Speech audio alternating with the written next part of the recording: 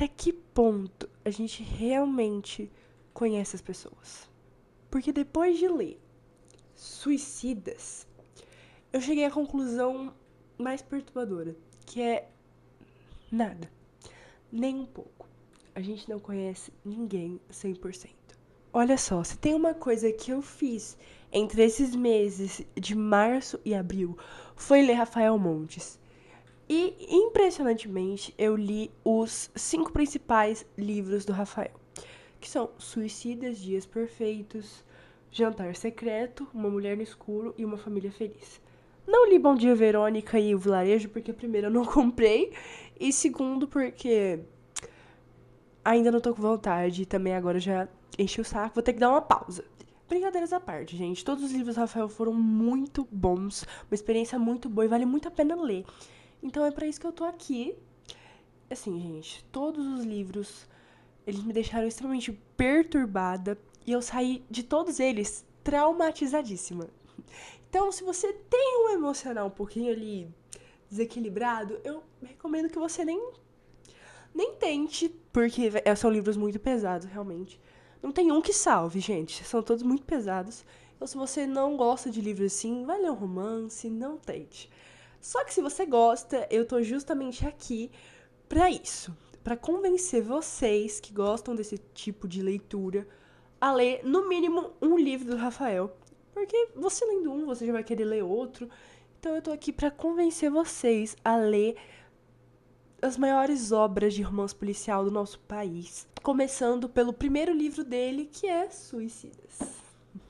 Então, oi, muito prazer. Meu nome é Raquel e você está no meu canal de conteúdo literário e esse é o primeiro vídeo de resenha. Então eu vou começar o canal apresentando já uma playlist de cara que eu vou fazer as resenhas dos 5 livros que eu li, que eu já citei, do Rafael Montes. Então vamos começar com o primeiro deles. Suicidas. Bom, gente, vou ser bem sincera, esse foi o livro dele que eu dei 5 estrelas. É o meu favorito disparado e foi uma das experiências mais intensas que eu já tive lendo um thriller nacional. Então, assim, a premissa já é 9 jovens mortos. E a história começa daí. É essa. E você se pergunta, mas como que isso pode funcionar se os protagonistas já estão mortos? Eu pensei exatamente isso, mas, gente, não se enganem, funciona e funciona muito. Então agora eu vou direto ao ponto, vou dar continuidade de tudo o que eu achei desse livro maravilhoso e não vou parar mais. Então vou começar com a frase que eu falei no começo desse livro, que tá na página 318 do livro. E eu acho que essa é a premissa básica do livro Suicidas, de Rafael Montes, que é, mas até que ponto podemos defender um amigo? Até que ponto realmente conhecemos as pessoas? Essa frase é muito forte, gente. Então é a partir dela que eu vou começar a descrever tudo o que esse livro tem a nos mostrar e já adianto para quem quer ler e para quem gosta de uma boa crítica, esse livro tem muita frase boa e muita crítica social. Essa pergunta, ela ficou comigo desde o momento que eu fechei esse livro até hoje. E provavelmente vai ficar comigo pra sempre e em todo momento que eu estiver conversando com algum amigo próximo ou coisas desse tipo. Essa pergunta, ela nunca mais deixou a minha cabeça.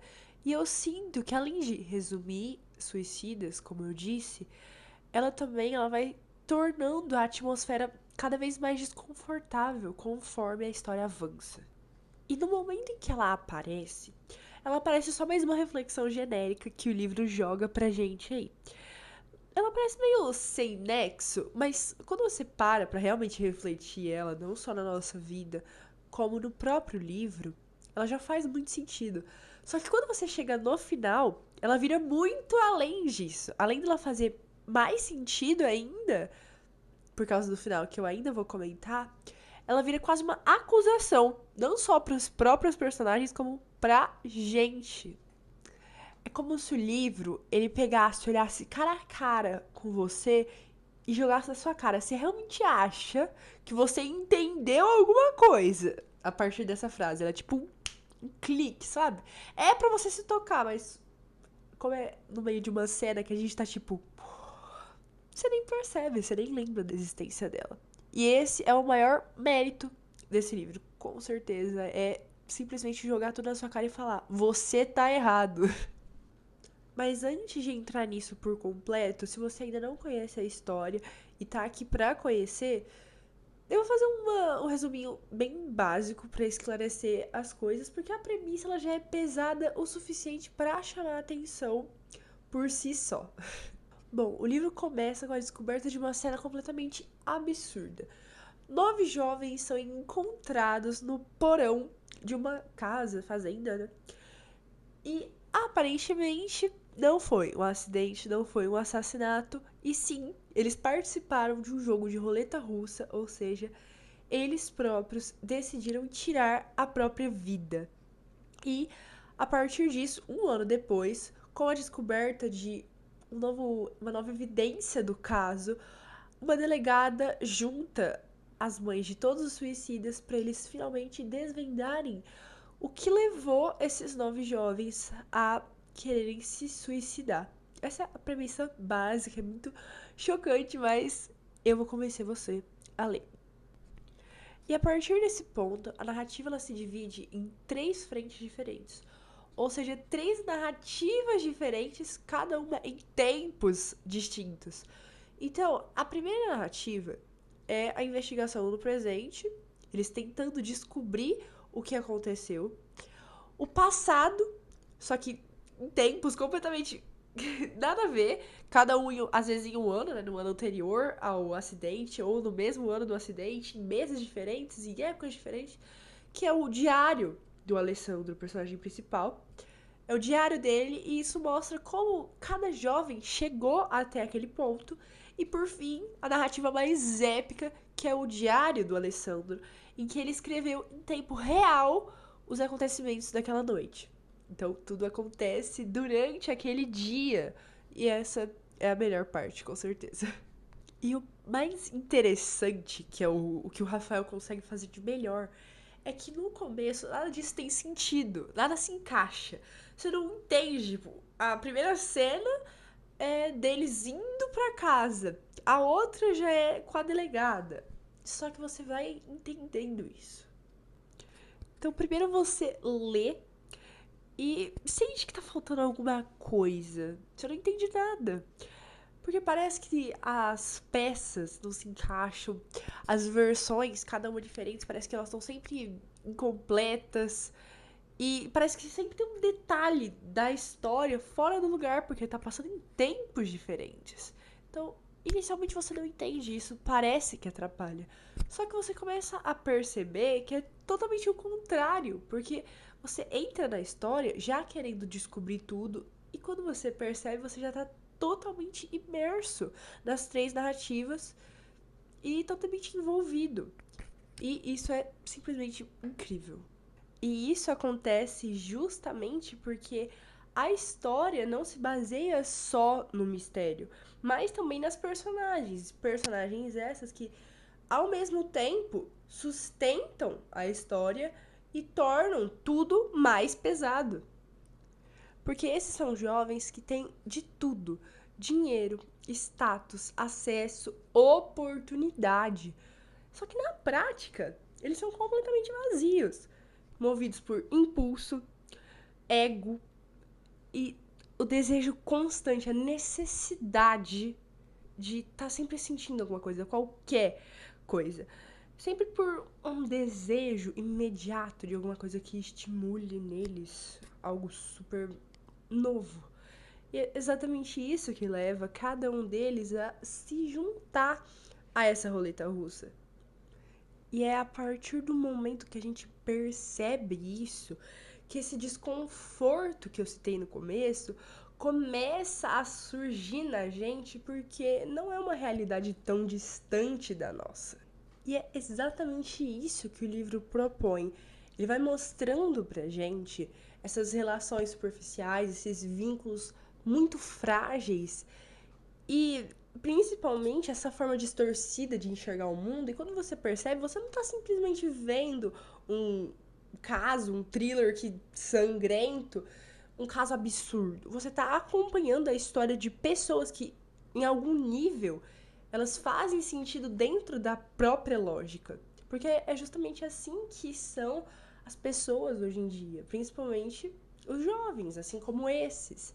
Então, às vezes você pode até ser uma pessoa de mente aberta, mas se você não é, ou se você conhece pessoas que não são, isso remói dentro de você, porque é assim que a gente vive hoje e é muito perigoso. E os personagens, esses jovens, eles são construídos de maneira que você nunca consegue confiar totalmente em ninguém e ao mesmo tempo não consegue descartar essas pessoas das suas suspeitas. Isso cria uma tensão muito grande, porque toda hora você tá tentando entender quem é quem, como que essas pessoas agem com certas pessoas ou como elas agem com outras, exatamente como a gente faz com as pessoas no nosso cotidiano. Por exemplo, o Danilo, é um personagem com síndrome de Down. Então, a todo momento, quando ele tá com o grupo, ele parece um personagem muito deslocado. E a gente constantemente sente muita pena dele. Não pela condição, mas porque ele é muito ingênuo. E ele é muito inocente ao que tá acontecendo ao redor dele. Então, a gente sente muita dó, muita tristeza por saber que ele tá lá pra morrer, mas justamente porque ele foi influenciado e não porque ele realmente tinha uma consciência do que estava acontecendo. Então, ele é um dos personagens que não traz uma reflexão muito profunda sobre os próprios ideais. Só que é muito triste de assistir a morte dele porque você sabe que ele não devia estar naquela posição. E simplesmente porque os amigos dele quiseram que ele fosse. E é muito complicado de entender isso. A Ritinha, outra personagem que tem a vida descrita de uma maneira muito incômoda, né? E o sofrimento dela a gente vê de um contexto geral, né? Não só por aquela cena de necrofilia.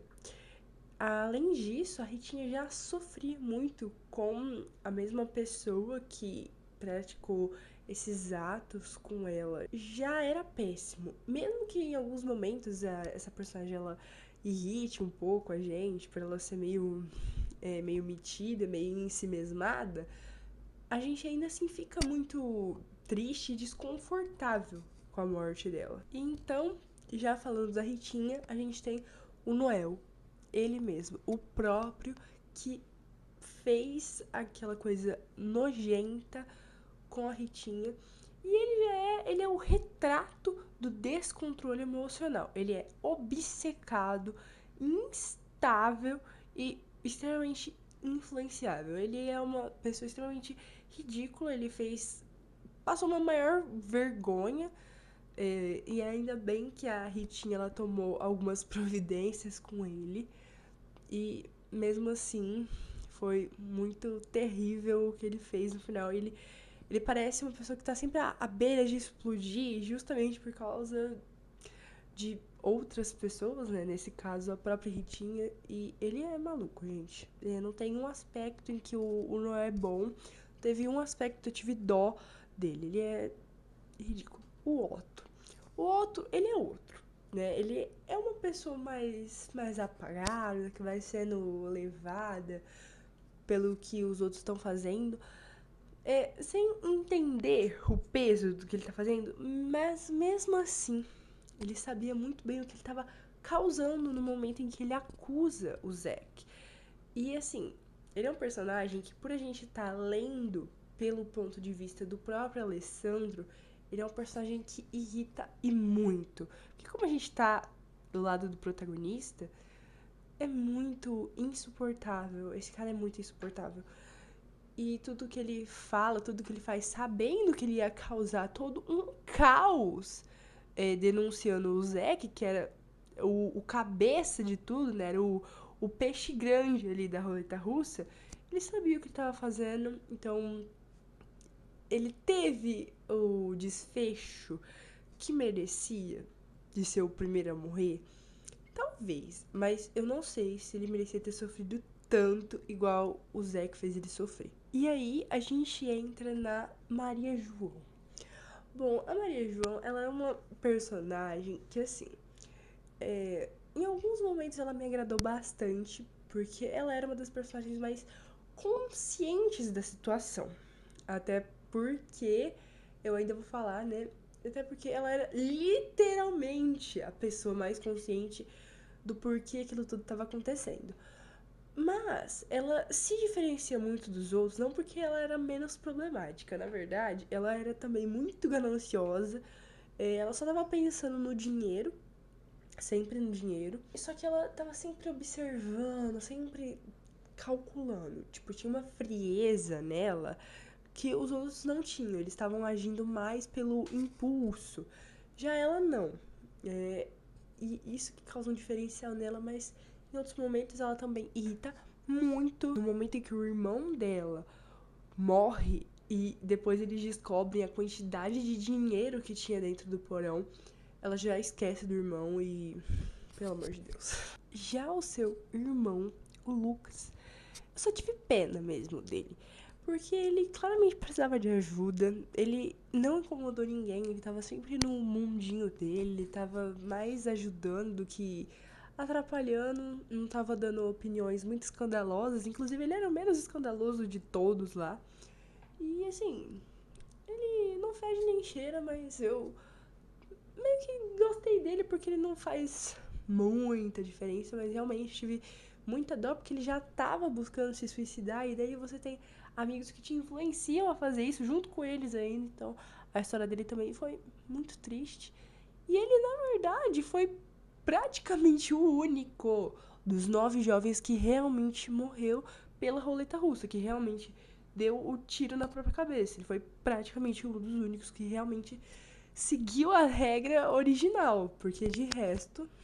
E aí a gente tem a Valéria, que é novamente mais uma personagem que a gente se irrita muito, porque tá sendo descrita pelo ponto de vista do Alessandro, que já não gosta dessa pessoa.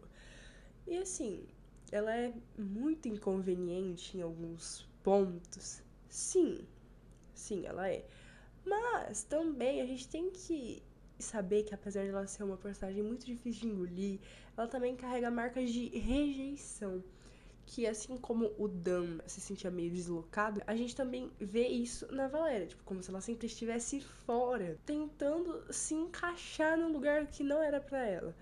Mas como ela vai, acaba do mesmo jeito e as cenas finais, né, as últimas páginas do livro escrito em tempo real pelo Alessandro são escritas por ela. E sério, gente, eu tive muita dó do jeito que ela morreu. Eu fiquei muito triste por ela, porque no final ela era só mais uma pessoa normal que tava tendo problemas também. E aí, no meio disso tudo, a gente tem finalmente os dois personagens principais, que são o Alessandro e o Zack. Justamente porque a gente sabe que o que acontece com esses dois personagens muda completamente a leitura. E eu vou ser bem sincera com vocês, mas é que, gente, pra mim, eles foram os meus personagens favoritos. Óbvio, né? Não só porque eles são os protagonistas, e não porque eles também foram agradáveis durante todo o livro, mas porque eles têm uma profundidade realmente que a gente não consegue entender. Em alguns momentos eles são os nossos favoritos mesmo, em outros a gente quer extinguir eles da face do livro todo. Então, assim, eles são muito interessantes de serem analisados e eles são os meus preferidos, apesar de eu ter muita raiva do Alessandro e eu ainda vou falar disso. Quando a narração da roleta russa começa, quando o Zack ele já tá totalmente louco da cabeça, igual a maioria do pessoal, mas ele principalmente, drogado, bêbado, tudo, o Zack ele é construído durante a maior parte da história como um vilão.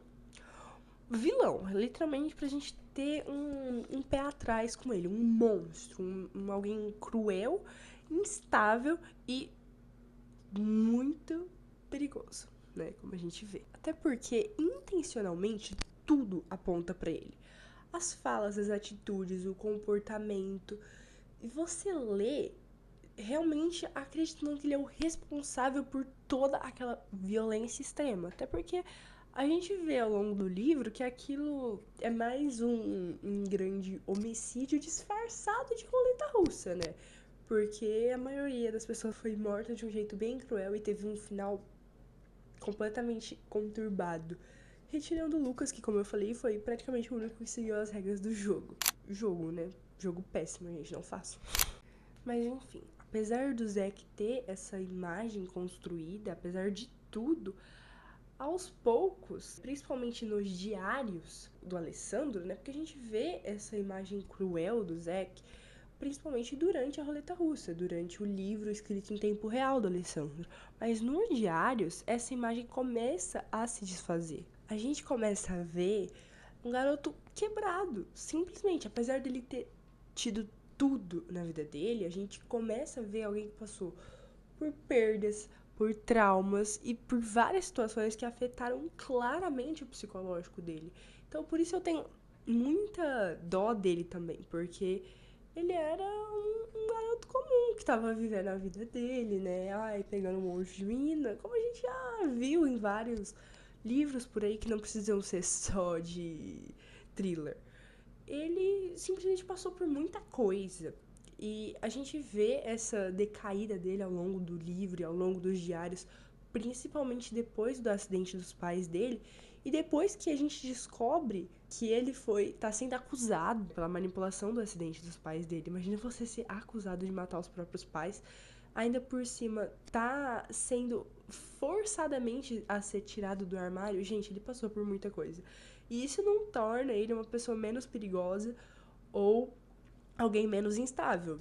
Na verdade, não, porque apesar de. Ai, não, mas ele tava bêbado. Mas realmente, gente, aquelas coisas que ele fez já estavam na mente dele, né? Ele era capaz daquilo. Até porque foi o Alessandro que começou tudo? Foi. Mas ele concordou com as ideias. Então ele também não era totalmente inocente, mas ainda assim eu tive muita pena dele. Só que quando a gente vê essa imagem quebrada dele, não só aquele cara fortão, ele deixa de ser só isso, né? E a gente começa a enxergar ele mais como um humano, e isso causa um desconforto gigantesco na gente. Porque a gente percebe que a gente simplificou, a gente reduziu a imagem de alguém que não era só isso, que não era simples. A gente simplesmente estereotipou a imagem má do Zé que a gente tava vendo. Então, é muito doloroso também ver a história do Zack. Mesmo que em alguns momentos a gente tenha muita raiva dele. E a gente sabe que ele não agiu de forma racional. Mas mesmo assim, ele era só um garoto imaturo que passou por muita coisa. Até porque o verdadeiro impacto vem com quem? Com quem? Com quem? Com o Alessandro. Porque ele é a maior manipulação do livro. É exatamente isso que ele é. O maior manipulador. Não só dos próprios amigos, como do leitor. É, a gente mesmo. Você foi enganado. Pá! Você foi enganado pelo narrador. Traumatizado, não aguento mais. Já não bastava a paciente silenciosa. Durante boa parte da história, eu só não digo toda a parte da história, porque tem alguns momentos que as próprias mães e a delegada desconfiam das ações do Alessandro. E só a mãe dele, a Débora, defende. Porque ela também tá envolvida, né? A gente sabe. Só que, na boa parte da história, ele funciona como uma grande base de apoio pro leitor. Porque ele narra, ele observa, ele registra tudo. E a gente confia nele porque a gente precisa de alguém para confiar num livro, né? E essa confiança ela é construída justamente para ser quebrada. E isso que é o pior, porque a gente acreditou no Alessandro porque ele parecia ser inocente. Ele era o único que não estava bêbado durante a roleta russa. E aí a gente descobre por quê que ele não estava bêbado. Porque tudo aquilo, fica claro que ele não só participou, ele moldou tudo, moldou todas as situações para escrever um livro. Pra mim essa é a parte mais assustadora, é a parte mais maluca. Porque o Alessandro, ele manipulou todo detalhe que a gente lê do livro. Por isso que o mais impressionante é que uma história dessas totalmente complexa e ela não tem um furo, gente. É isso que eu acho impressionante. Ele manipulou todos os registros de diário certinho, ele fez tudo de forma estratégica, deixando exatamente o que ele sabia que ia ser necessário para que eles soubessem o que ia acontecer na história. A narrativa do próprio livro em tempo real. Ele manipulou o acidente dos pais do Zack. É sério, ele acabou com a vida do melhor amigo. Direcionou a forma, tudo, que os acontecimentos, cada um, tanto dos diários quanto do livro da roleta russa, eles foram acontecendo. Ele manipulou a interpretação toda. Ele fez com que o Zack parecesse o principal vilão, o mais cabeça louca, quando no final o Zack tava ajudando ele, tava mantendo os dois vivos, e ele vai lá e mete uma machadada na cabeça do melhor amigo. Enquanto nos livros ele se coloca numa posição super aceitável, o cara racional. E quando essa quebra de confiança toda é revelada, a história inteira muda. Você passa a enxergar toda a narrativa de um jeito diferente. Aí você olha e fala, como? Como que eu fui enganado esse tempo todo? Porque você percebe justamente que você não foi enganado só pelos personagens e toda a história deles, como você foi também enganado pelo narrador, que você colocou toda a sua confiança. E isso é muito forte. A gente sabe que esse é um plot que funciona muito bem se ele for bem escrito, o que é o caso desse livro. Porque passa a ser não só um plot twist. Você começa a reinterpretar tudo, cada detalhe, cada informação. E aí você percebe que as peças sempre estiveram lá. Tava tudo na sua cara. Você só não montou do jeito certo. E claramente ninguém montou. Isso é louco. Isso conecta totalmente com a coisa principal, que é a narrativa. Não só o que aconteceu, que é o que a gente foca, mas como foi contado, quem contou e por que tá contando. A gente vê o tempo todo o quão louco o Alessandro tava para publicar o livro. Inclusive, um deles, né, desses livros do Alessandro que foi rejeitado é Dias Perfeitos. Foi o último livro que eu li do Rafael. E assim, ele já era meio perturbado. Então, tava lá, todos os detalhes estavam lá. E a gente não vê, a gente simplesmente ignora, porque a gente tá confiando cegamente no narrador. E a gente precisa parar de fazer isso, nós leitores precisamos parar de fazer isso, porque eles estão nos enganando cada vez mais. Porque Suicidas é muito além de só morte e cenas extremamente perturbadoras. Tem muito disso, e se você tem um estômago forte, eu recomendo muito que você leia, porque essas cenas, elas são aterrorizantes, elas ficam marcadas a ferro na sua cabeça. Mas Suicidas não é só sobre isso. É sobre como uma verdade, ela pode ser manipulada, ela pode ser editada, ela pode ser tudo, menos a verdade original. A mentira não é nada comparada à verdade que foi completamente mudada. Porque a verdade nesse livro, ela é completamente construída do jeito que o Alessandro quer. E, acima de tudo, é como a gente aceita essa verdade. A gente simplesmente aceita sem duvidar. E é muito louco, porque é completamente imprevisível. Tá, algumas vezes a gente até desconfia da mãe do Alessandro, mas é que o jeito que o Alessandro narra os fatos é de forma tão confiante, tão verídica, que você não vai desconfiar do próprio narrador. Nossa, até porque tava tão na cara que era o Zé, que tava todo mundo acusando ele, que você não ia nem pensar. E é exatamente isso que a gente faz. E a gente precisa urgentemente parar de fazer isso nos livros. Eu já caí nisso também, a Paciente Silenciosa. Não gostei. E Suicidas, além de ser toda essa manipulação e essa cena sangrenta, que é a cena do porão, nojenta e horrível. Além de tudo isso, também, como não pode faltar em nenhum livro do Rafael, tem uma crítica muito forte. Só que o problema dessa crítica é que ela atinge a gente, os próprios leitores, de forma direta. E isso deixa muito desconfortável. Porque o que acontece? O livro, ele julga, ele critica diretamente a forma como a sociedade consome tragédia. Como que a gente vê, lê, assiste, observa coisas absurdas, extremas.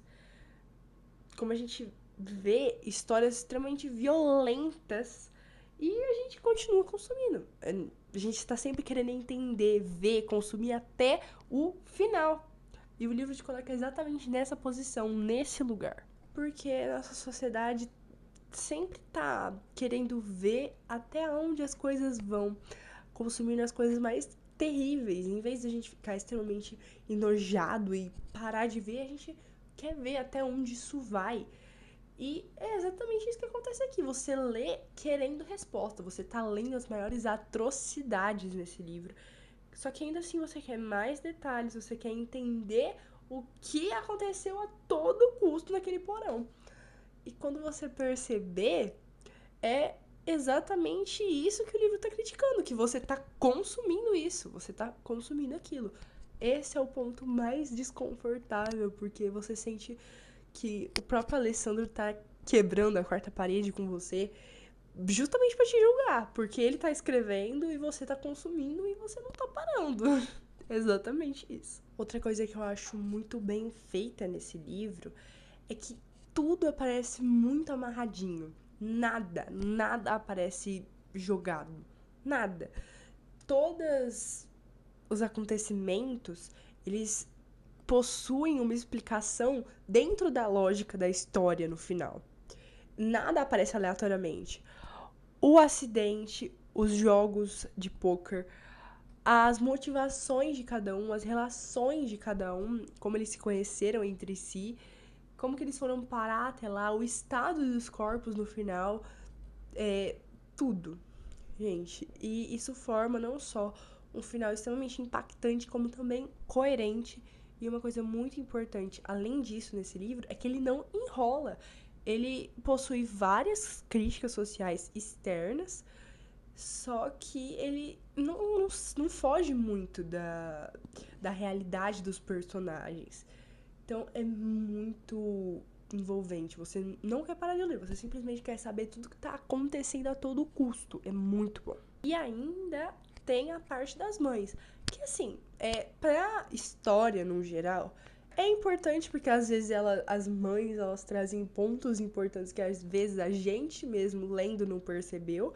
Só que também ela traz uma camada para a história muito interessante. Porque a gente vê as consequências de tudo aquilo que aqueles jovens fizeram. A dor, o luto, porque são mães, né? Pra perderem os filhos, como se você não tivesse cuidado bem o suficiente a ponto do seu filho querer tirar a própria vida. Então, elas se negam que os próprios filhos morreram, elas não conseguem aceitar, elas precisam entender o que aconteceu. E o melhor é que cada uma vai reagindo e defendendo o próprio filho, que a gente sabe que nenhum foi inocente, mas elas tentam ao máximo defender os próprios filhos e elas vão reagindo de formas cada vez mais violentas umas com as outras, né? Verbalmente, pouquíssimas vezes fisicamente, mas porque elas estão todas muito abaladas.